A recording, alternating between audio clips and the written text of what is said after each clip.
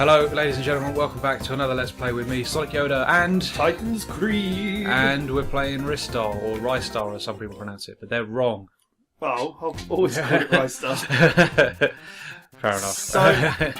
I don't know, from what I can gather, I think it's supposed to be Ristar, because I had a little look on Wikipedia and I think the Japanese romanization is Ristar.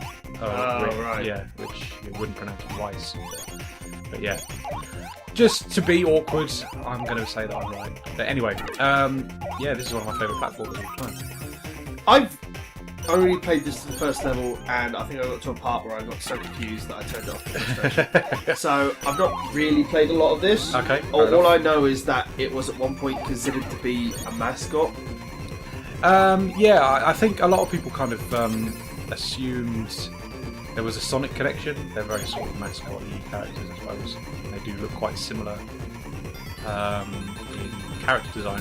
I'm not too sure actually who designed Ristar, whether the character designer is the same on Sonic or not, I have no idea.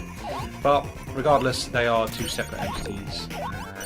And yeah, Ristar's a game about a star.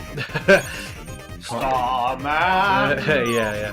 If I remember correctly, it's something like you are the son of a star or something like that. I can't really remember. Anyway, it doesn't matter. The important thing is we're playing this and rocking through.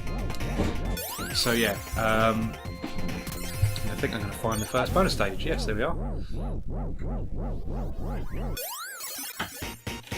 Good stuff. Right. So throughout the game, these are completely optional. They're just hidden treasures. So there's a few per stage. And here's the first one, which is dead easy to get. Alright, so basically you literally just fling yourself off there and build up momentum and just fly. Yeah. So there's lots. That's a big gimmick in this game. You see that quite a lot. So yeah, not just in the bonus stages. They're everywhere. So the way this controls is not a traditional platformer in that you don't just jump on things. You have a button for stretching out your arms, and that means that you can cling on to anything, as you can see I'm climbing walls with it. This reminds me a lot of later Mega Drive sort of gameplay. It is a later game. It's one of the blue design cases instead of the black checkerboard ones. But yeah, and I remember getting it as well. Like I bought it from Woolworths of all places, and it would have been well into like PS1 era, I guess, because I clung onto that Mega Drive for quite a while. It's got to be said. Still use the damn thing, but there you go. But yeah, it would have been one of the last games I got from my Mega Drive, like new anyway. So how many levels are there? Are like your standard 7? Oh, so we just saw the map actually. I think it's it might be 7, it might be 6, I can't remember. But basically, it's like it's your standard platform itself. Each stage has 2 acts and a boss, basically. So yeah. And also in your standard platforming regard, it's like grass stage, water stage. It's not as interesting, like gimmick-wise, but I suppose this is early platforming days, so it can get away with it a little bit more than it can now. Extra life. So yeah, you never got really far with it. So I haven't seen this level basically. Oh really? Well, you haven't played it a lot.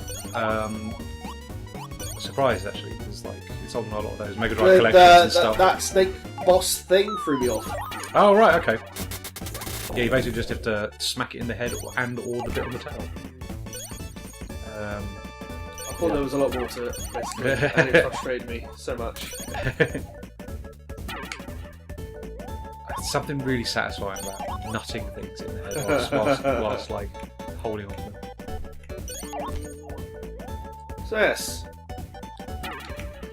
Did we talk about Gliz games last time? I can't remember. We didn't actually, so I've recently come back from Glasgow. I've got a lot of gaming friends that way, and one of them, a good chap by the name of Simon, runs an event called Gles Games, and that was kind of the reason why I went up, because a lot of my friends go, and it's a really good vibe. So it's... Is it retro specifically, or is no? it It's there's new stuff. There was Rocket League. There was Mario Kart 8. There was some Smash Bros. I think at some point. I don't know why, but I always got Street Fighter. I saw the Streets of Rage thing.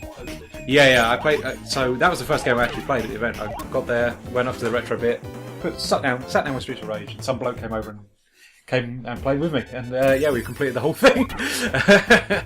It was really fun. But yeah, there was like House of the Dead 2 and 3 Return on Wii and stuff. Right.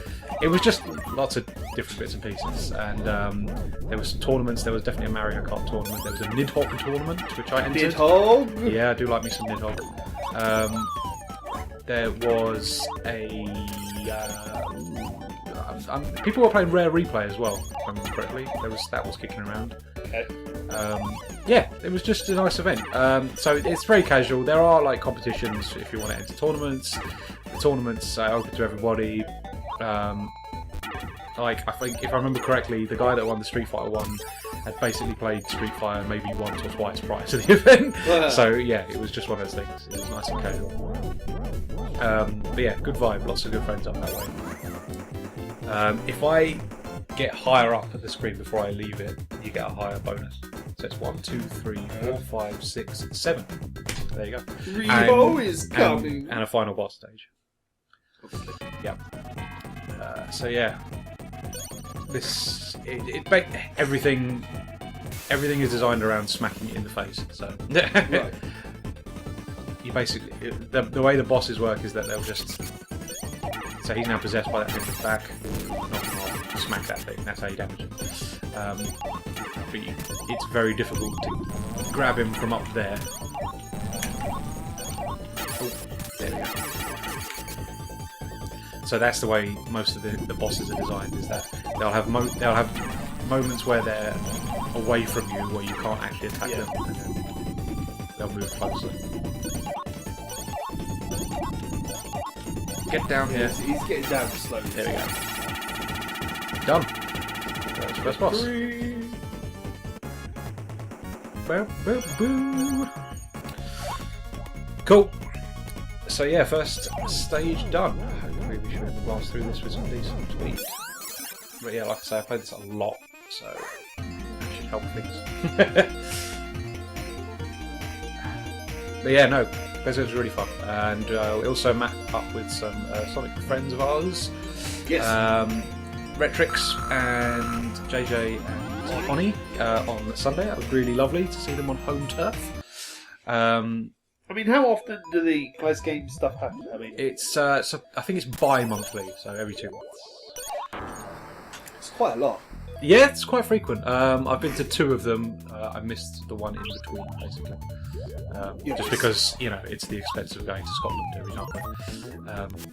But yeah, you can do these things cheap. The first time I went up, we went on the coach, and it was something like £40 return, which is a really, really cheap way to get anywhere. But you've got to spend 9 hours on a coach, which was a day's travelling essentially.